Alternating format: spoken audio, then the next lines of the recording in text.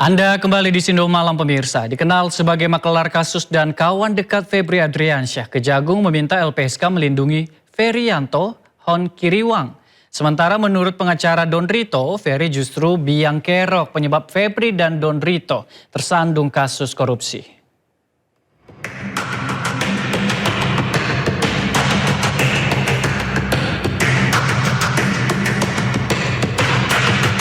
Nama Ferianto Hon Kiriwang atau Ferry Boboho seketika mencuat dalam pusaran kasus Febri Adriansyah. Ferry disebut sebagai saksi yang memiliki banyak informasi penting terkait kasus pencucian uang yang menjerat mantan Jampitsus itu. Tak heran jika tim 9 Kejagung menitipkan Ferry Boboho ke LPSK atau Lembaga Perlindungan Saksi dan Korban. Nah, untuk diketahui, untuk Ferry, untuk kepentingan penyidikan, kita berencana akan menitipkan kepada LPSK. Kami masih mendalami dan sementara untuk kepentingan penyidikan sebagai saksi dan untuk keamanan yang bersangkutan. Ferry Boboho disebut sebagai pemilik kafe The Clans, tempat ditemukannya brankas berisi 60 miliar rupiah. Ia juga dikenal sebagai orang dekat Febri Adriansyah dan Don Rito. Ferry bahkan disebut sebagai maklar kasus untuk banyak kasus yang ditangani oleh Febri Adriansyah. Namun belakangan Ferry justru disebut sebagai biang kerok penyebab dua temannya Febri Adriansyah dan Don Rito terseret kasus pencucian uang. Memang ada kerjasama dengan Ferry Boboho. Waktu itu dia kan pemegang merek dagang restoran Perancis. Kerjasama di situ. Kemudian bangkrut. Setelah bangkrut diambil alih full 100% Pak Idon, makanya diganti namanya menjadi Cafe The Clan Signature. Jadi Ferry Boboho sudah nggak ada hubungan dengan persoalan kafe. Biang kerok dia. Ferry Boboho itu biang kerok dia. Sebelumnya, tim 9 Kejagung memeriksa Ferry Hon Kiriwang bersama 10 orang lainnya. Mereka diperiksa sebagai saksi kasus pencucian uang yang menjerat Febri Adriansyah. Dari semua saksi yang telah diperiksa, hanya Ferry Boboho yang dititipkan ke LPSK untuk dimintai perlindungan. Pertanyaan kemudian menyeruak, informasi penting apakah yang dimiliki oleh Ferry Boboho? Tim Liputan Ainus melaporkan. Diduga menyimpan informasi penting, penyidik Kejagung meminta LPSK melindungi Ferry Hon Kiriwang. Sementara menurut pakar hukum pidana sebagai maklar kasus dan saksi kunci, Ferry harus dilindungi. Khawatir bernasib seperti Sutrimo.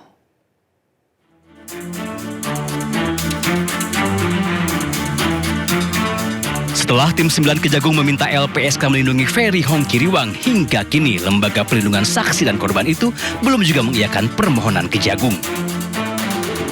Padahal Ferry Hon Kiriwang disebut-sebut sebagai saksi kunci yang banyak menyimpan informasi penting terkait kasus yang menjerat karirnya Febri Adriansyah.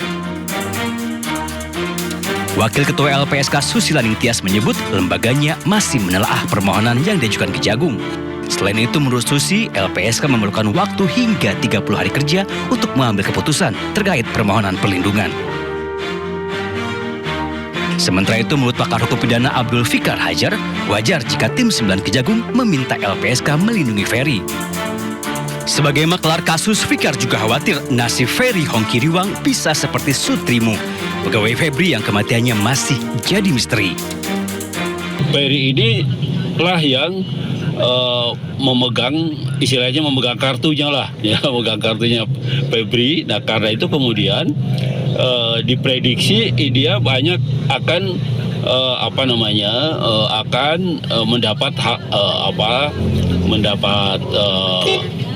semacam gangguan lah dari orang-orang yang memang tidak menyukainya, orang-orang terutama yang dirugikan atas keterangan Ferry ini. Bahkan Ferry kan sehari-hari dikenal sebagai maklar kasus atau maksus. Artinya ada banyak orang nanti yang yang khawatir kasusnya akan terbuka lagi, ya, kemudian Ferry menjadi sasaran sasaran untuk umpamanya dibereskan dan sebagainya. Nah, itu yang saya kira dilihat oleh kejaksaan seperti itu. Sebelumnya Kejagung memeriksa Ferry Hon Kiriwang sebagai saksi kasus pencucian uang Febri Adriansyah. Setelah selesai diperiksa, Kejagung meminta LPSK melindungi Ferry dengan alasan keamanan. Selain disebut berkawan dengan Febri Ardiansyah dan Don Rito, Ferry juga dikenal sebagai maklar kasus untuk berbagai perkara yang ditangani oleh Febri Ardiansyah. Tim Liputan Ainus melaporkan.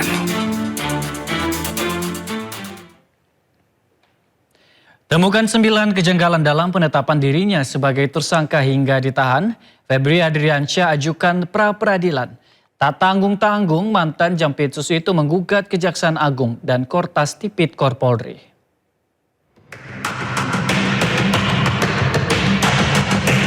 Tidak terima ditetapkan sebagai tersangka tindak pidana pencucian uang dan merasa tidak layak ditahan, Febri Ardiansyah menggugat Kejaksaan Agung.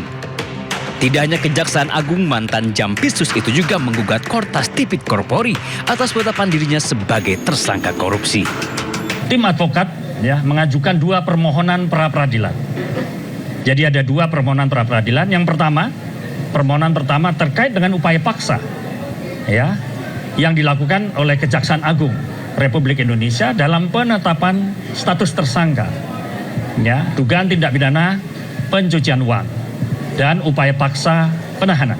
Itu yang pertama.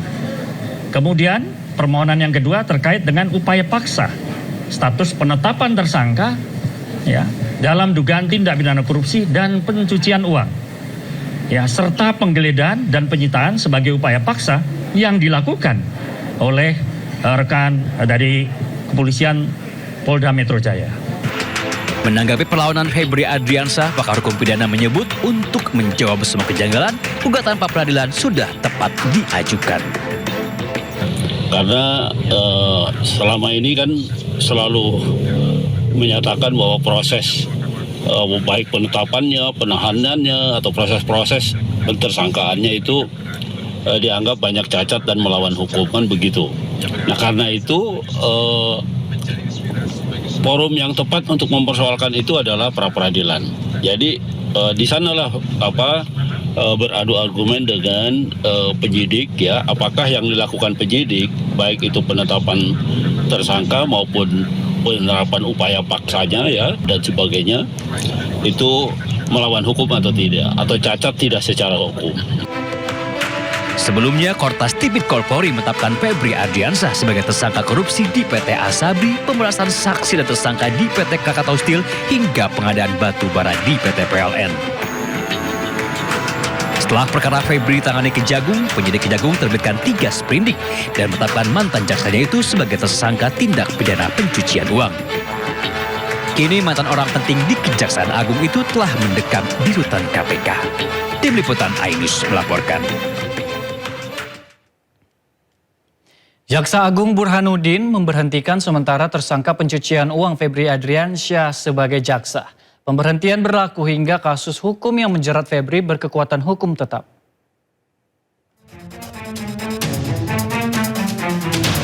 Febri Ardiansyah terus menelan pil pahit. Setelah mengundurkan diri sebagai Jampitsus, lalu menjadi tersangka tindak pidana pencucian uang hingga ditahan. Kini mantan Jampitsus itu diberhentikan sementara sebagai jaksa. Kapus Penkum Kejagung Anang Supriyatna menyebut Jaksa Agung Burhanuddin sendiri yang memberhentikan Febri dan terhitung sejak 31 Juli 2026. Menurut Anang, bukan tanpa alasan Jaksa Agung memberhentikan sementara Febri sebagai jaksa.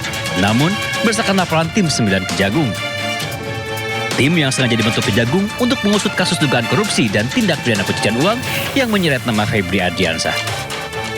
Keputusan pemberhentian sementara akan terus berlaku hingga kasus hukum yang menyeret Febri sudah berkekuatan hukum tetap. Tim Liputan Ainus melaporkan.